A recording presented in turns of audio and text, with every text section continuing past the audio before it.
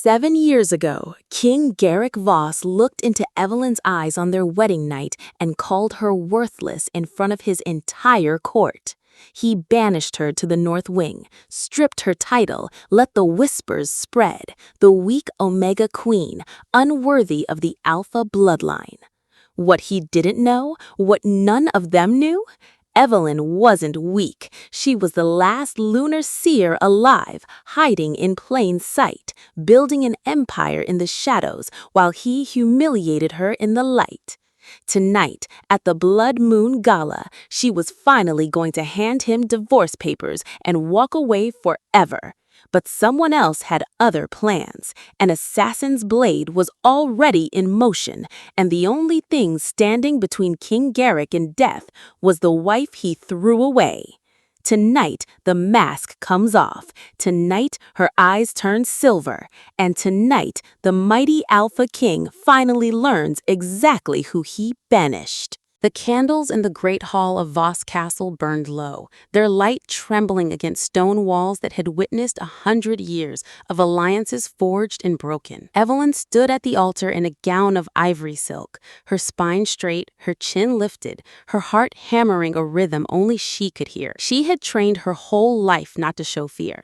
Tonight, of all nights, she would not start. Beside her, King Garrick Voss towered like something carved from granite and moonlight, 6.5 feet of coiled alpha power, wrapped in a black formal coat, his jaw set, his golden eyes fixed somewhere over her head, as if she were furniture the priest had forgotten to remove. The scar along his left brow caught the candlelight. He did not look at her once during the vows. Not once. The priest's voice rolled through the hall, ancient and solemn, by blood, by moon, by bond eternal. Evelyn's pulse spiked. She could feel it, the thin silver thread stretching between her chest and his, the mate bond struggling to ignite.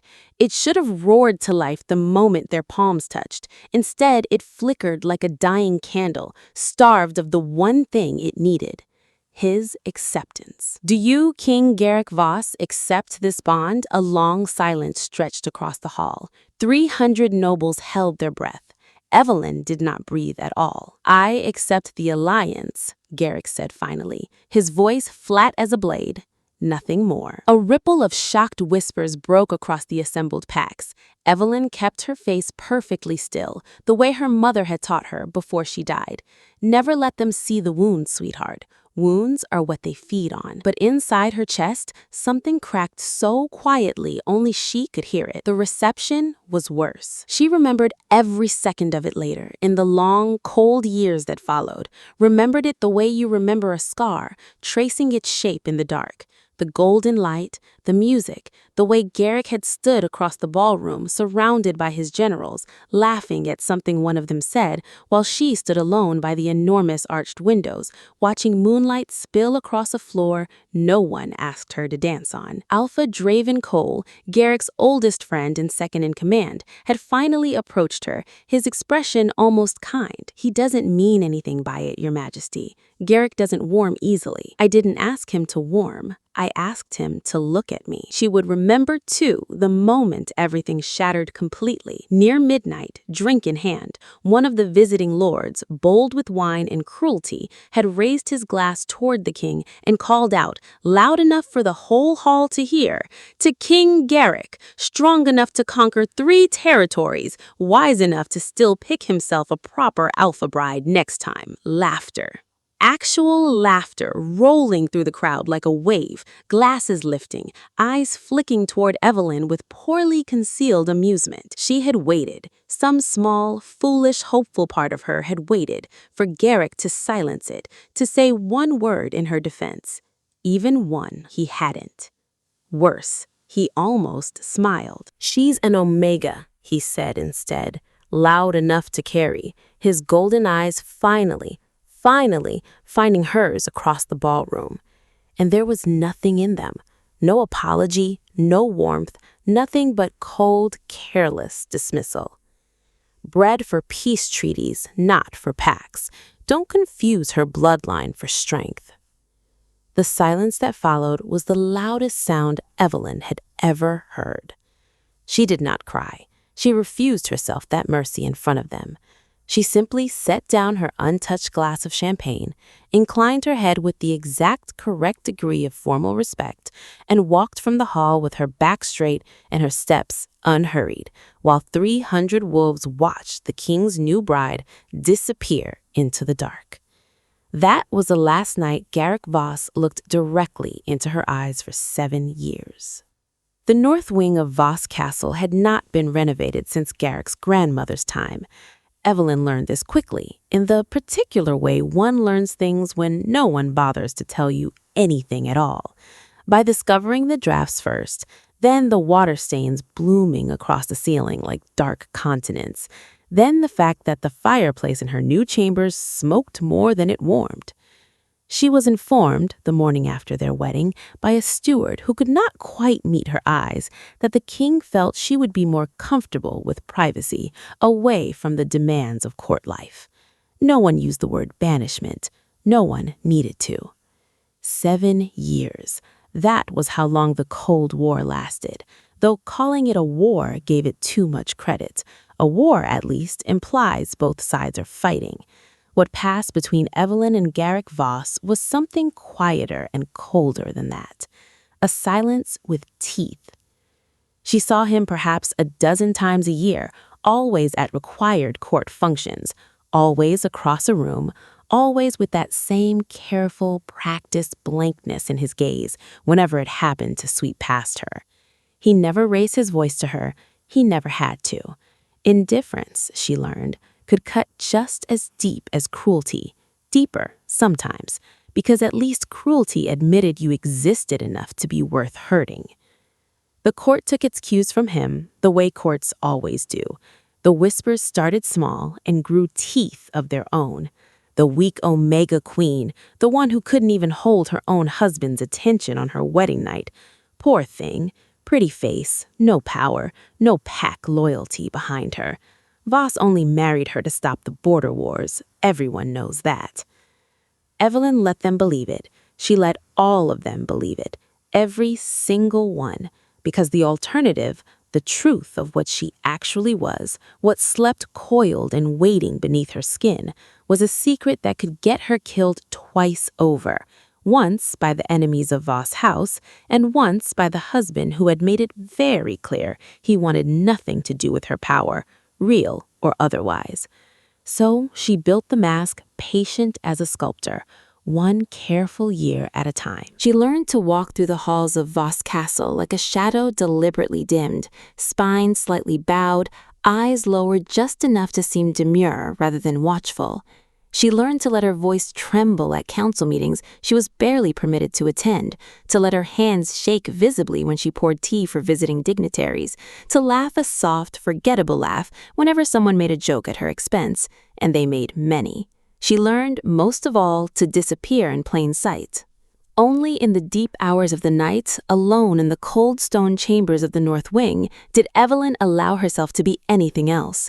She would stand at her window as the moon rose full and silver over the mountains, and something ancient and patient inside her chest would stir awake, humming low beneath her ribs like a second heartbeat.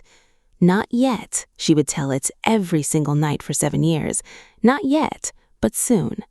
She thought sometimes of her mother, the Lunar Seer who had died protecting the secret of their bloodline, who had made Evelyn swear with her final breath that she would survive first and reveal herself second, no matter what it cost her pride to wait. "Let them underestimate you," her mother had whispered, blood on her lips, moonlight on her face. "The ones who underestimate a seer are always the ones who kneel to her in the end." Evelyn had not understood, at 15 years old, watching her mother's eyes go dim beneath the hunter's moon, exactly what that meant. She understood it now.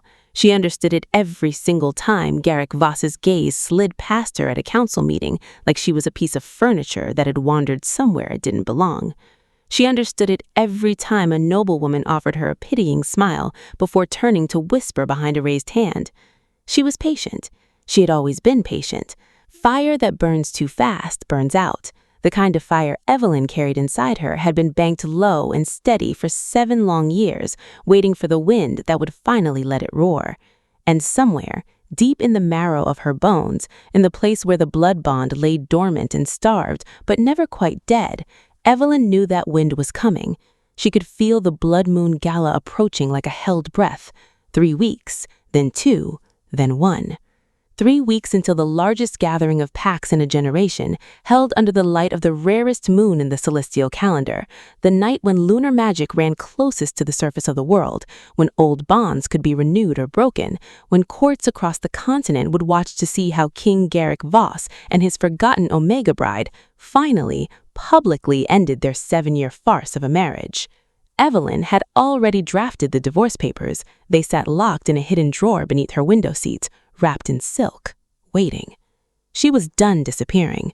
Whatever Garrick Voss thought he knew about the wife he discarded 7 years ago in front of half the kingdom, he was about to learn exactly how wrong he'd been. The moon was rising, and this time, Evelyn intended to rise with it. The door beneath the tapestry of the old Voss family crest had not been opened by anyone but Evelyn in 7 years. It required no key, only a whispered word in the old tongue and a drop of blood from a seer's palm, which was precisely why no one in the castle had ever thought to look for it. Weak Omega Queens did not have secret passages. Weak Omega Queens did not have anything at all. That was, of course, exactly the point. The stairwell spiraled down through solid rock, past centuries of dust and forgotten stone, into a chamber that had once served as a shrine to the old lunar gods before the Voss line abandoned the celestial faith for cold, practical alpha power. Evelyn had found it in her 2nd month of banishment, half by accident, half by the pull of something ancient in her blood, recognizing something ancient in the walls. She had spent 7 years turning it into the only place in the world that was entirely, unapologetically hers. Silver runes lined the domed ceiling, dark and dormant during the day, glowing faint blue-white whenever the moon rose above the mountains. A long table stood at the chamber's center, covered with maps marked with careful, coded symbols, the movements of enemy packs, the shifting loyalties of border territories, the locations of the 12 loyal allies she had spent years quietly cultivating across the continent, each one bound to her not by pack law, but something rarer, trust earned 1 careful year at a time. Evelyn set down her lantern and exhaled the breath she'd been holding since dinner, where she'd spent 40 minutes playing the trembling, forgettable queen for a visiting delegation from the Eastern Packs. Her shoulders dropped, her spine straightened. In the privacy of the shrine, she let herself simply be Evelyn, not the Omega, not the ghost of the North Wing, not the punchline the court still occasionally laughed at when they thought she couldn't hear. "You're late," said a voice from the far wall, warm with familiar humor.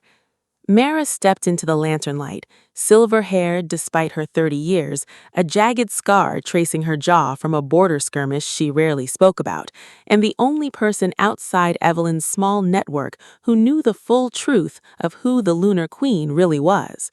She had been the first to find Evelyn crying in this very shrine 4 months into her banishment, and instead of pity, she had offered something far more valuable. She had offered loyalty. "The delegation ran long," Evelyn said, moving to the table, her fingers tracing the edge of a map marked with the eastern border. "Lord Calder spent 20 minutes explaining trade tariffs to me as though I were a particularly slow child. Did you let your hands shake at the right moment?" "Twice." A faint, sharp smile crossed Evelyn's face. Nothing like the soft, apologetic expression she wore upstairs. Down here, her smile had edges. "Twice." A faint, sharp smile crossed Evelyn's face. Nothing like the soft, apologetic expression she wore upstairs. Down here, her smile had edges. Mara snorted. "Meanwhile, you drafted half the unofficial trade terms Voss actually uses." "Half," Evelyn agreed. "The other half was Draven's idea, though he doesn't know he got it from a letter I had smuggled to him 3 years ago under a false name." It was, Evelyn had come to understand, the strangest kind of power, the power of being consistently, deliberately underestimated. Every meeting the court dismissed her from, she found another way into. Every decision she was excluded from, she influenced quietly through carefully placed allies who had no idea their brilliant insights had first been planted, patient as seeds, by the banished queen no one thought worth listening to. She moved to the far end of the chamber, where a wide silver basin sat filled with still, dark water, and knelt before it the way her mother had taught her, back when Evelyn was still young enough to believe her mother would live to see her grow into her power. She pressed 2 fingers to the water's surface and let her focus soften, her seer's sight sliding loose from the ordinary world the way it always did in these quiet hours. The water rippled without her touch. Images bloomed and dissolved, fractured, silver-tinted visions that came to her the way dreams come to ordinary people, except Evelyn's dreams had a disturbing habit of becoming true. Fire. A ballroom draped in red and silver banners, chaos, sudden and violent, breaking across a crowd of dancing wolves, and at the center of it, unmistakable even through the fractured haze of the vision, Garrick, golden eyes wide with something she had never once seen in him. Fear. Evelyn's breath caught. The vision snapped closed as quickly as it had opened, the water stilling to glass. "What did you see?" Mara asked quietly, already moving closer, her earlier ease replaced by sharp attention. 7 years of working beside Evelyn had taught her to recognize the particular stillness that settled over the Lunar Queen whenever the visions turned dark. "The gala," Evelyn said slowly, staring at the now motionless water as if it might reveal more if she simply willed it hard enough. "The fire. An attack." She lifted her gaze to Mara's, and for the first time in longer than she could remember, something that wasn't quite fear but stood close beside it moved through her chest. "Garrick is in danger." Mara's expression didn't soften with sympathy exactly. She knew Evelyn better than that, knew the complicated, thorny thing that lived where love for Garrick Voss should have been, and instead had curled slowly into something closer to grief. "The man who humiliated you in front of the entire kingdom?"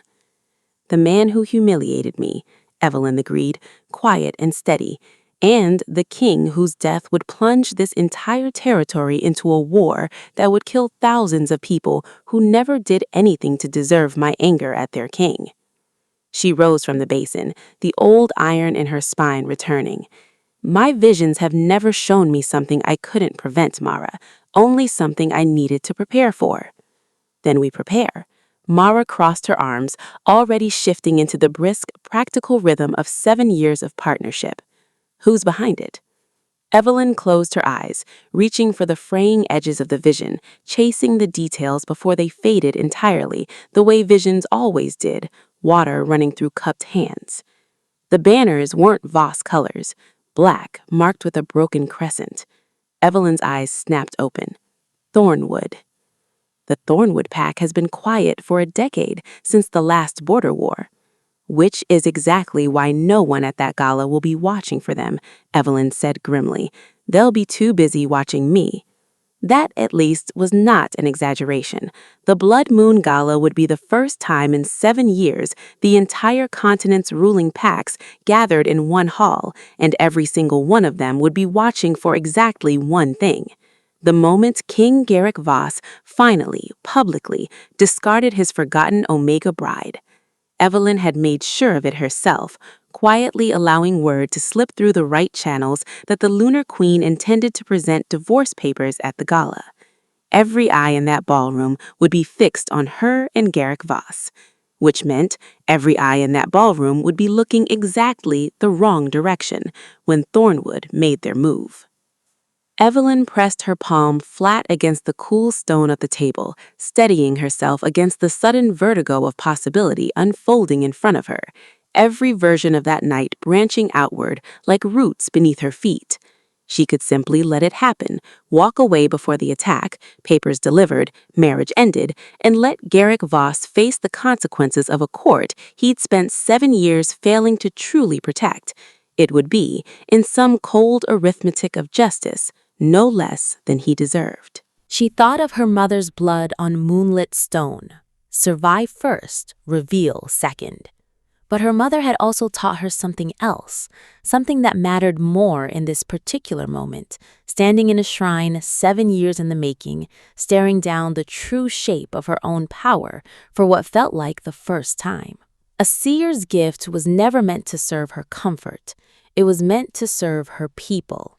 Garrick Voss was not her people, not anymore. Not really, not after 7 years of cold silence, but the wolves who would die in the war that followed his assassination, the border villages that would burn, the packs that would tear each other apart, fighting over a throne left suddenly empty. They were. "We prepare," Evelyn said finally, echoing Mara's earlier words, her voice hardening into something that belonged entirely to the Lunar Queen and nothing at all to the trembling Omega upstairs. "But we prepare on my terms. I am done being invisible in that castle, Mara. Whatever happens at the Blood Moon Gala, it ends with the whole kingdom finally seeing exactly who they banished to the North Wing." Mara's mouth curved, slow and fierce. It's about time.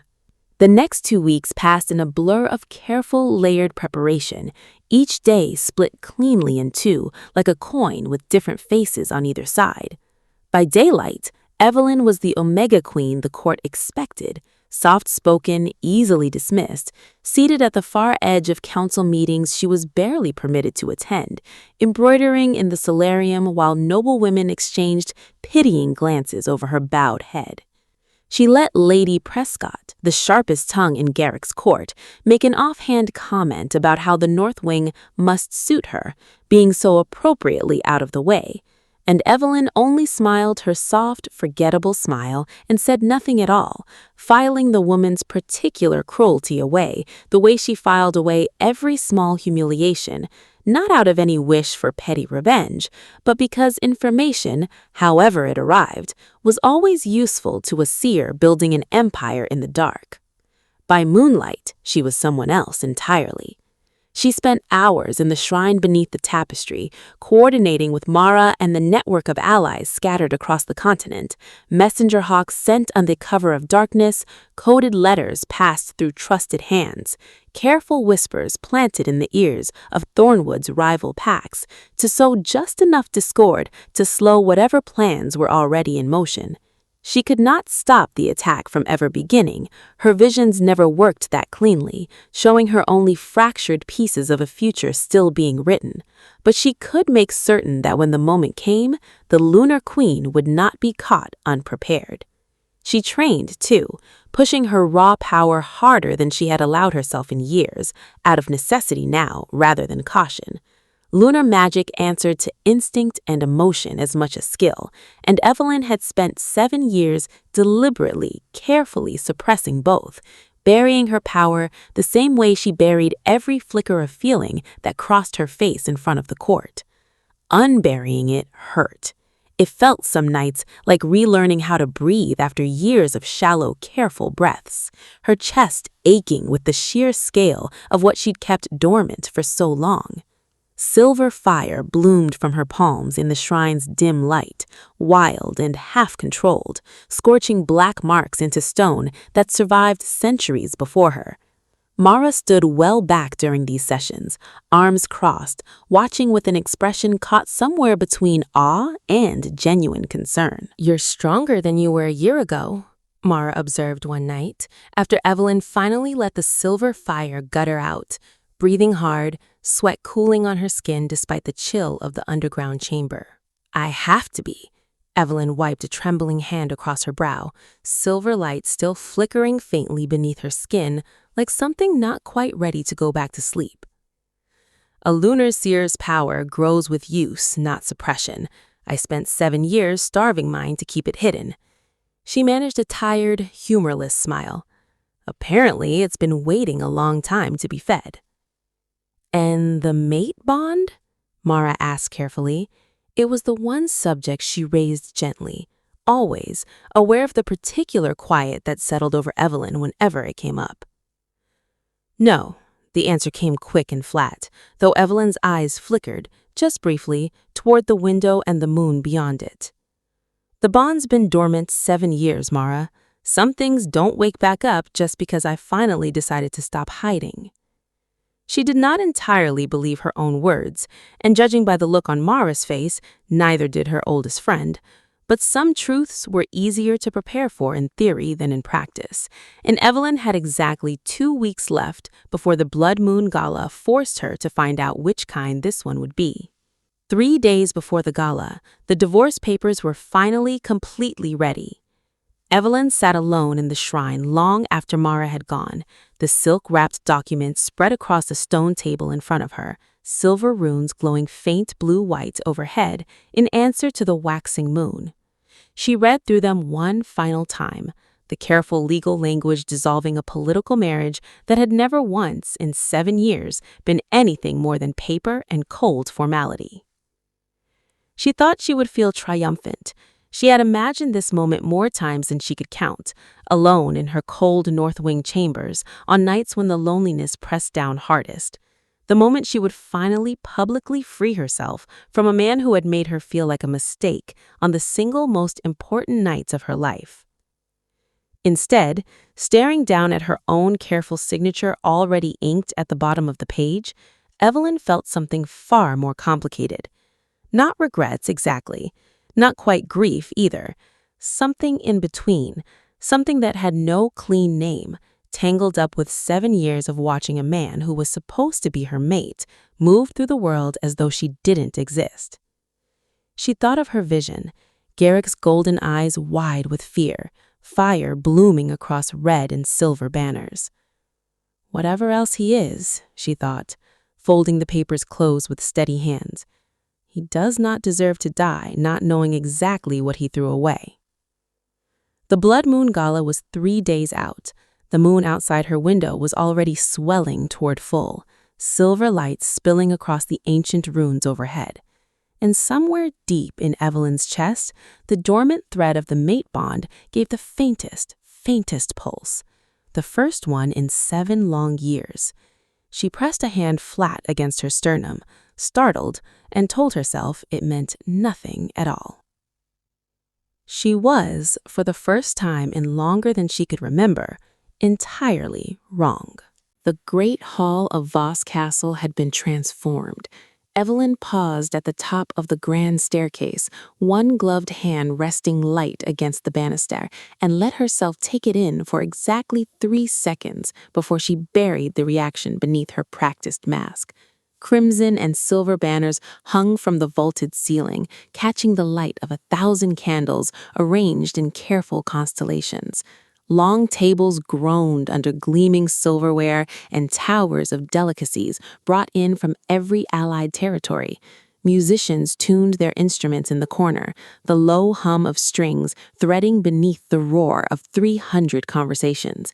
Above it all, through the great arched windows that spanned the eastern wall, the blood moon hung low and enormous and red-tinged in a clear night sky, exactly as her vision had shown her. American werewolf high society did nothing by half measures, and the Voss court least of all. This was a display of dominance dressed as a celebration. Every pack leader from the continent gathered under one roof, each one calculating alliances and weaknesses between sips of blood-orange champagne, each one watching each other with the particular sharp-toothed politeness of predators forced to share a den. And every single one of them, Evelyn knew, was watching for her. She descended the staircase slowly, deliberately, wearing the Omega mask like a second skin, shoulders slightly curved, gaze demure, movements careful and small. Her gown was deep midnight blue rather than anything that might draw attention, the silk plain where other noblewomen wore jewels. She had chosen it precisely because it was forgettable. Tonight, more than any other night in 7 years, she needed every eye in that hall to underestimate her, right up until the exact moment she decided otherwise. Beneath the wide sleeve of her left arm, sewn into a hidden pocket against her ribs, the silk-wrapped divorce papers rested like a held breath. "There she is," murmured Lady Prescott to a cluster of noblewomen near the base of the stairs, not troubling to lower her voice much. 7 years and she still walks like she's trying to apologize for taking up space. Evelyn's expression did not so much as flicker. She'd heard worse. She continued past them with a small, forgettable nod, and if anyone had looked closely, no one did, they might have noticed the faint private amusement flickering behind her lowered eyes. She found Garrick exactly where her instincts told her he'd be, at the center of the hall, surrounded by his generals and a rotating cast of visiting alphas, golden eyes sharp and assessing, that same granite composure he'd worn on their wedding night settled over his shoulders like armor. 7 years had sharpened the edges of him, more scars, a harder set to his jaw, silver threading faintly at his temples that only made the gold of his eyes more striking. Power radiated off him the way heat radiates off stone left too long in the sun. He did not look at her as she crossed the hall. He never did. Tonight, that would change. Evelyn found a position near the eastern windows, close enough to watch the room, close enough to feel the blood moon's light pressing warm and insistent against her skin like a hand on her spine. The dormant thread of the mate bond pulsed faintly in her chest, stronger than it had been in years, stirred awake by proximity and moonlight both. She ignored it, the way she'd trained herself to ignore so many things, and instead let her seer's senses stretch quietly outward across the crowded hall, searching.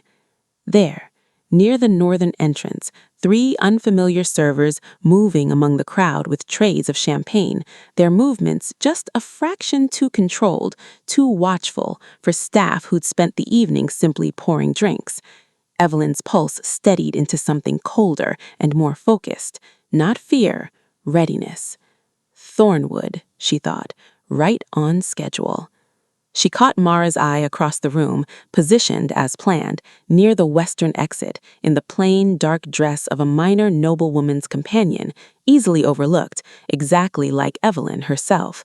Mara's chin dipped in the smallest possible confirmation. She'd seen them too. The plan, such as it was, required patience Evelyn had spent 7 years perfecting.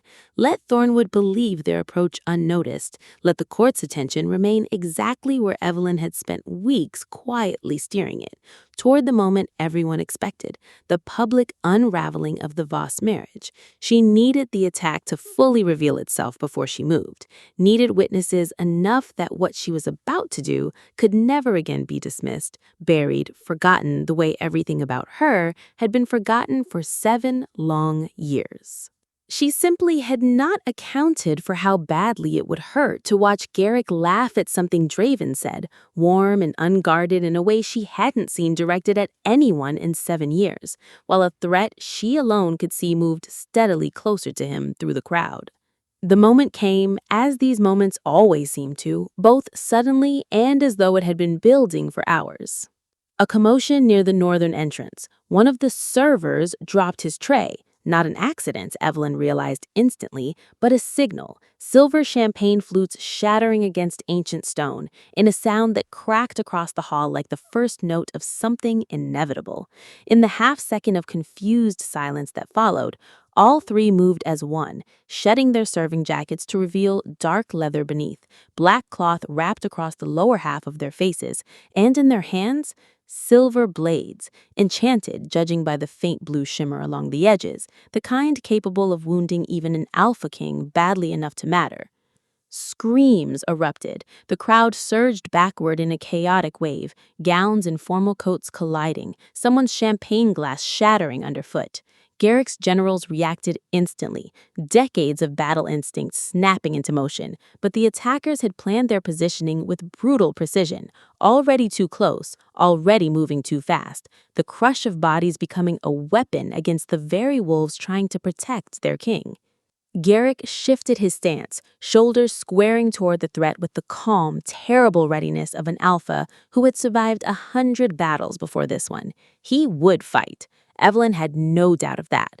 But her vision had shown her 3 attackers becoming 5, becoming more, a second wave pouring through the northern entrance with a kind of coordinated timing that spoke of a plan built for exactly this moment, when the King's Guard would be scattered thin among 300 panicking guests, when the crush of bodies would slow every countermove by crucial seconds.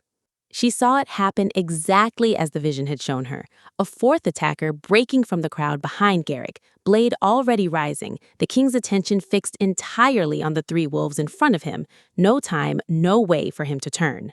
Evelyn moved. Later, she would not entirely remember the details of crossing that ballroom, only the sensation of the crowd parting around her like water around a blade, of moonlight through the eastern windows suddenly feeling less like ambient light and more like something answering a call she hadn't consciously issued.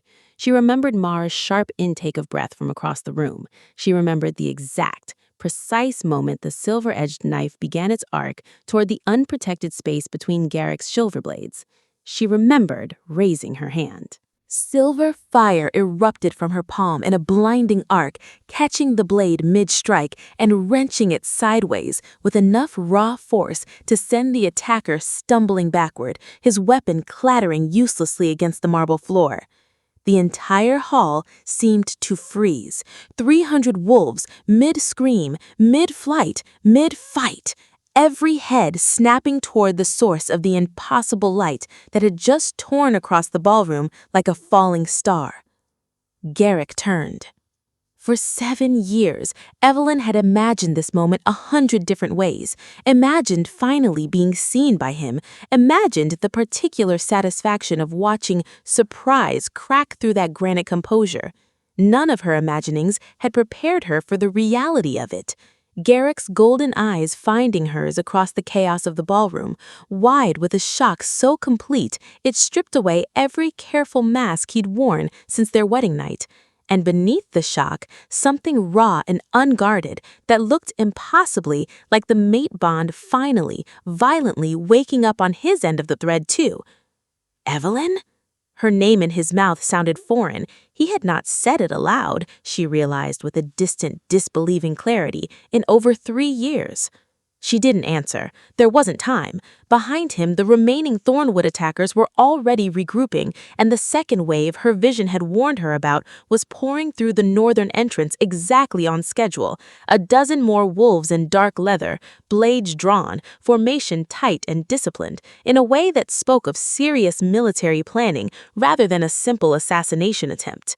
This was not a lone act of vengeance. This was the opening move of a war. Evelyn's pulse steadied. 7 years of careful preparation crystallized into pure, cold clarity, the Omega mask falling away from her shoulders like a discarded coat she no longer needed. She felt Mara moving into position at the western exit, already directing panicked guests towards safety with the brisk efficiency of someone who had trained for exactly this night. She felt her own power rising through her chest, through her arms, silver fire crackling faintly at her fingertips, hungry after 7 years of careful starvation, ready. The blood moon blazed crimson silver through the eastern windows, and for the first time in 7 years, Evelyn allowed every ounce of what she truly was to rise to the surface, right there in the center of the ballroom, in front of the entire assembled court of the continent's ruling packs. Garrick was still staring at her, frozen between the fight in front of him and the impossible woman behind him, when Evelyn's eyes began to glow. The first thing the court would remember in the retellings that spread across the continent for years afterward was the light.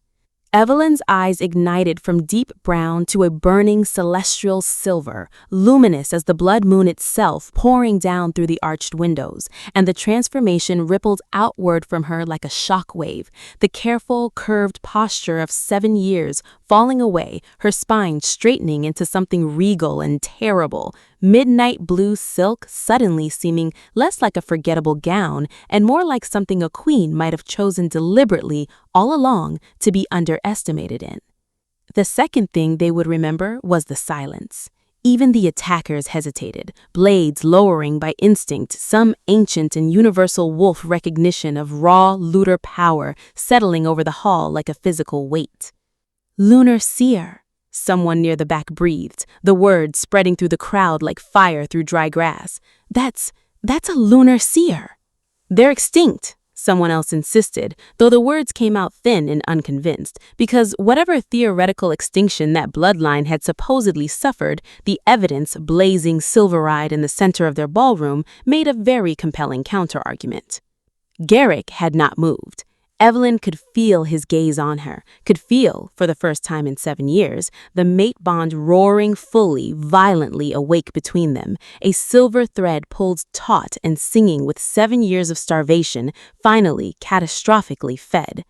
It should have terrified her. Some distant part of her recognized that it probably would, later, once there was time to feel anything at all beyond the sheer electric clarity of the power finally, fully unleashed in her blood.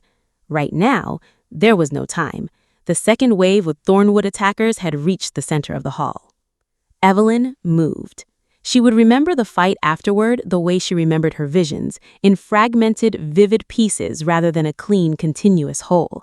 She remembered raising both hands and calling silver fire from somewhere deep in her chest, watching it arc across the ballroom in controlled, brilliant ribbons rather than the wild, half-trained bursts she'd practiced alone in her shrine. 7 years of suppression had taught her control, even as it starved her power. Now, fully unleashed under a blood moon at its absolute peak, that control met raw strength for the first time in her life, and the result was something even Evelyn hadn't quite anticipated. She caught a descending blade an inch from Draven's throat, wrenching it aside with a whip crack of silver light. She drove 3 attackers backward toward the northern entrance with a wave of pure lunar force that left scorch marks radiating across the marble floor like sunburst patterns. She felt Mara fighting at the western exit, more conventional but no less fierce, guiding terrified guests to safety while landing several extremely satisfying blows against anyone foolish enough to get between her and an unarmed noblewoman. And through it all, she felt Garrick. Not just saw him, though she did see him too, finally shaking off his shock to fight beside her with the brutal, efficient power of an alpha king who had survived 100 battles, golden eyes wide and fixed on her between every strike, as though he couldn't quite decide whether to watch the enemy or watch his wife burn silver bright in the middle of his ballroom.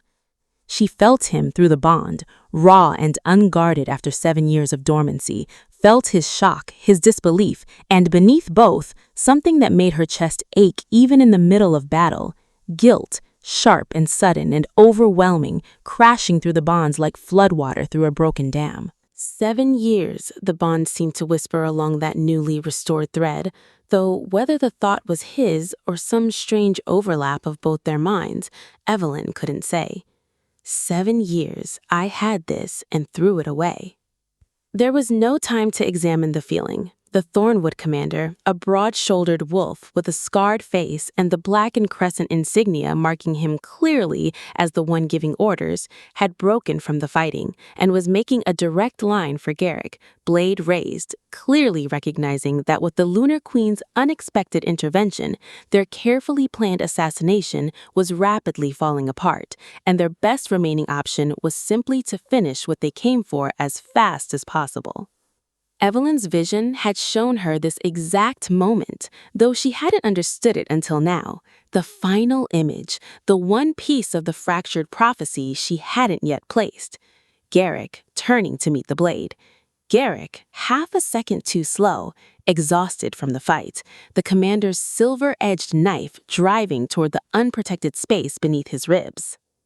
She didn't think, she simply moved, faster than should have been possible. Silver fire gathered into both palms as she stepped directly between her husband and the descending blade. The impact of raw lunar power meeting enchanted silver sent a shockwave rippling outward across the entire hall, throwing nearby combatants off their feet, shattering the remaining windows along the eastern wall in a glittering cascade that caught the blood moon's light like falling stars. The Thornwood commander was hurled backward a full 20 feet, crashing through an abandoned banquet table hard enough that he did not immediately rise again. The silver blade that would have found Garrick's heart shattered into harmless fragments against the shield of pure moonlight Evelyn had thrown up between them. Silence fell across the ballroom. broken only by the crackle of dying fires and the low groans of the defeated. Evelyn stood in the wreckage, chest heaving, silver light still flickering faintly along her skin like the last embers of something enormous finally allowed to burn free after 7 years of careful containment. Around the hall, the surviving Thornwood attackers, those still conscious, were being swiftly restrained by Garrick's generals, the tide of battle having turned so completely, so suddenly, that resistance had become pointless. She turned, slowly, to find Garrick staring at her. Not with the cold, careful blankness of 7 years of council meetings, not with the dismissive indifference of a wedding night that had broken something in her she'd spent 7 years learning to rebuild.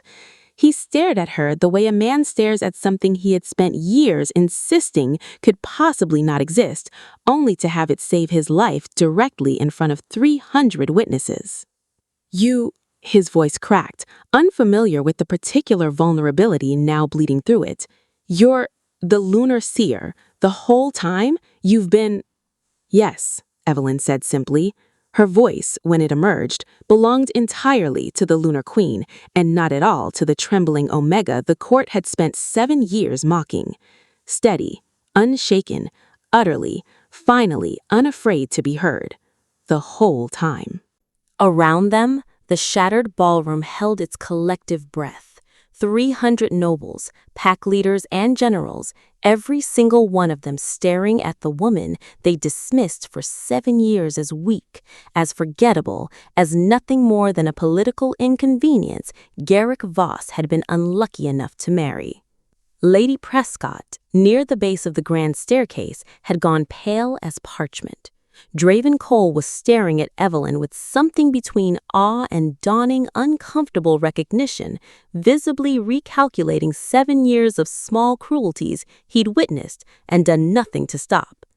Even the surviving Thornwood attackers, restrained and bleeding on the marble floor, watched her with the particular wariness reserved for forces they clearly wished they'd researched more carefully before attempting an assassination under a blood moon at its peak.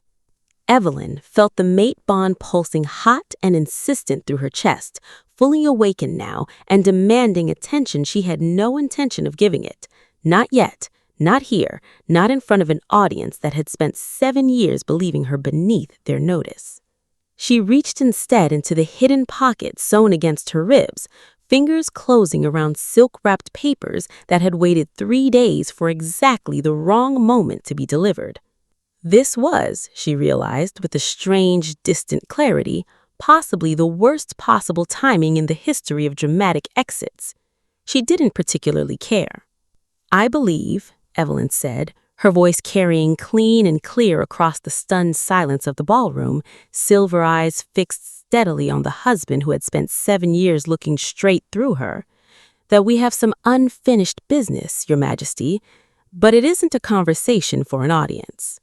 She did not wait for his response. She turned, silver light still flickering faintly at the edges of her silhouette, and walked from the wreckage of the Blood Moon Gala with exactly the same unhurried, deliberate grace with which she'd once walked away from her own wedding reception 7 years before.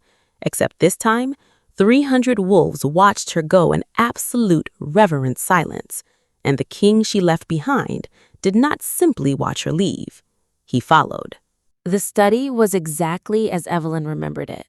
The same dark wood shelves lined with treaties and territory maps, the same enormous window overlooking the mountains, the same fireplace that never seemed to fully banish the chill from a room that had witnessed so many cold, careful conversations in 7 years of marriage.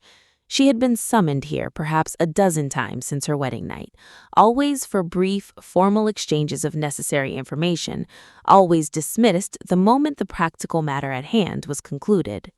She had never once, in 7 years, walked into this room on her own terms. Tonight, she did exactly that, silk-wrapped papers held loosely in one hand, the last echoes of silver fires still humming faintly beneath her skin. Behind her, she heard Garrick's footsteps in the corridor, faster than his usual measured stride, less controlled, the sound of a man who had spent his entire adult life mastering perfect composure, suddenly finding that composure entirely beyond his reach. He entered the study and shut the door behind him with a quiet, deliberate click that somehow felt louder than if he'd slammed it. For a long moment, neither of them spoke. Evelyn stood near the cold fireplace, the mate bond thrumming insistently between them, now that they were finally, truly alone. 7 years of careful distance collapsed down to the length of a modest study. She watched Garrick's throat work as he swallowed, golden eyes moving over her with an intensity that made her skin feel suddenly uncomfortably warm. Not the dismissive once-over of a man cataloging an inconvenient wife, but something raw and searching, as though he were trying to reconcile 7 years of a woman he thought he knew with the Lunar Queen who had just saved his life and half his court in front of the entire continent's ruling packs. "Say something," Evelyn said finally, when the silence stretched past what she could comfortably bear. She was surprised her voice came out steady. "You've had plenty of practice ignoring me. Surely you can manage a sentence now that you've finally decided to look."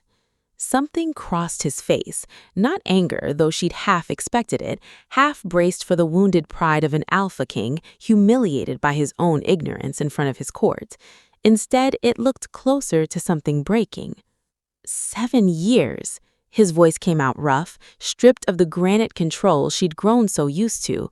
7 years, Evelyn. I had a Lunar Seer in my own castle, my own wife, and I treated you like— He stopped, jaw working, golden eyes bright with something that looked, impossibly, like the beginning of tears an Alpha King was not supposed to be capable of shedding. Like nothing. I treated you like nothing for 7 years, and you let me. Why did you let me? Let you? Evelyn's carefully held composure cracked, just slightly, 7 years of banked anger finding a crack to slip through. You made your feelings about me extremely clear on our wedding night, Garrick, in front of 300 witnesses. What precisely was I supposed to do? Correct you? Announce my bloodline to a husband who already decided I was worthless before I said a single word? That's not— He stopped himself, visibly forcing the reflexive defense back down, and when he spoke again, his voice had gone quiet in a way Evelyn had genuinely never heard from him in 7 years of marriage. You're right. I don't have a defense for that night. I've told myself 100 different versions of why I said what I said, and every single one of them is just another way of admitting I was afraid. Evelyn went very still. Afraid of what? Garrick's hands, she noticed, were not quite steady. The king who had faced down Thornwood's blades an hour earlier without flinching stood in front of her now, looking more unguarded than she had ever seen him. 7 years of careful alpha composure finally completely stripped away. The bond, he said. The moment our palms touched during the ceremony, I felt it trying to form, and I panicked. My father— He stopped, exhaled hard, started again. My father's mate bond nearly destroyed him when my mother died. I watched it happen. I watched a man who commanded armies fall apart because the bond took half of him with her into the ground, and I swore I would never let myself be that vulnerable to anyone. And then I stood at that altar with a woman I'd never met, felt something ancient and enormous trying to claim a piece of me I wasn't ready to give away, and instead of admitting I was terrified, I called it an alliance and humiliated you in front of everyone I've ever known. The fire in the hearth cracked softly in the silence that followed. Evelyn felt something in her chest, 7 years of careful, banked pain shift under the unexpected weight of an explanation she had never once, in 7 years, imagined might actually exist. That doesn't undo 7 years, she said quietly, though some of the ice had gone out of her voice. I know. Garrick took a step closer, then stopped himself, as though he didn't quite trust his own control. I know it doesn't. I'm not asking you to forget 7 years because I finally found the courage to explain why I ruined them. I just need you to understand that every single day I dismissed you, every meeting I excluded you from, every time I let this court whisper about you and said nothing, that wasn't because I thought you were weak." His voice cracked fully on the last word. "It was because some part of me always knew you weren't, and I was too much of a coward to find out how badly I'd already failed you." Evelyn's fingers tightened around the silk-wrapped papers still held at her side. "You have a very convenient memory for a man who called me worthless in front of his entire court." "He never called you worthless." His golden eyes held hers, fierce and pained in the firelight. "I called you an omega, and I let 300 people believe I meant it as an insult, because admitting the truth, that I was terrified of exactly how much power you already had over me, was more than my pride could survive at 23 years old." He shook his head slowly. "I've spent 7 years telling myself the distance was necessary, that the alliance was the only thing our marriage needed to be. I told myself that lie so many times I almost believed it, right up until an hour ago when I watched you step between me and a blade and realized I'd spent 7 years building walls to protect myself from losing something I'd already thrown away with both hands." The mate bond pulsed hard between them, insistent and raw, feeding on the unguarded honesty finally passing between two people who'd spent 7 years perfecting the art of careful silence. Evelyn felt her own eyes burning, 7 years of practiced composure suddenly, dangerously close to failing her entirely. "I have divorce papers in my hand, Garrick," she said, and her voice shook just slightly on his name. "I know." He looked at the silk-wrapped papers, and something in his face, pride perhaps, or simply 7 years of accumulated fear finally giving way entirely, seemed to collapse. "I know, and I have no right to ask you not to sign them. I have no right to ask you for anything at all, after 7 years of proving to you every single day that I didn't deserve the woman I married." And then an emotion that would be whispered about across the continent for years afterward. The proud alpha king of Voss, who had never once in 7 years shown weakness in front of anyone, who had stood unshaken through wars and betrayals and the deaths of allies, who had built his entire identity around the granite composure his father's grief had taught him to fear becoming. Garrick Voss sank to his knees in front of his wife, golden eyes bright with tears he made no effort to hide. "I'm not going to insult you by pretending 7 years can be undone with an apology," he said, voice raw, hands trembling as they rose to hover near hers without quite daring to touch. "I know I don't deserve forgiveness. I know I have no right to ask the Lunar Queen who saved my life and my kingdom tonight to stay with the man who spent 7 years too afraid to even look at her properly." His voice broke completely on the next words, stripped of every ounce of royal composure he'd worn like armor since the night they'd married. "But I am begging you, Evelyn, not as your king, not for the alliance or the kingdom or anything except exactly what I should have said 7 years ago. It was too much of a coward to admit." He looked up at her, and for the first time since their wedding night, there was nothing guarded left in his golden eyes at all, only 7 years of buried want, finally, completely unearthed. "Don't sign those papers. Please. Give me the chance to finally become the mate you should have had from the very beginning." The fire cracked softly in the hearth. Outside the study window, the blood moon still hung heavy and silver red over the mountains, its light spilling across the floor between them, touching the silk-wrapped papers still held loosely in Evelyn's trembling hand. 7 years of careful walls, 7 years of a mask worn so long it had nearly become real, 7 years of silver fire banked low and waiting, patient as moonrise, for a wind she had never quite let herself believe would come. Evelyn looked down at the king kneeling before her, not the cold, distant husband who had humiliated her at 23, but a man finally, fully stripped of every defense he'd spent 7 years perfecting, offering her the one thing he had never once given her in all their years of marriage, the truth. She knelt slowly until they were level with each other, until golden eyes and silver-touched brown met on equal ground for the very first time since the night everything between them had gone cold. "Then don't just ask, Garrick," she said softly, the ghosts of the Omega mask finally, completely falling away, leaving only Evelyn, Lunar Queen, Seer, and for the first time in 7 long years, a woman finally, fully seen. "Show me." Outside, the blood moon began at last to wane, and somewhere beneath Voss Castle, in a shrine 7 years in the making, ancient silver runes flared bright and warm along the ceiling, answering a bond finally, completely restored. Thank you for listening to The Banished Lunar Queen, the night my Alpha King begged to return. If you enjoyed Evelyn and Garrick's story, don't forget to like, subscribe, and drop a comment below. Which scene hit you hardest? See you in the next story.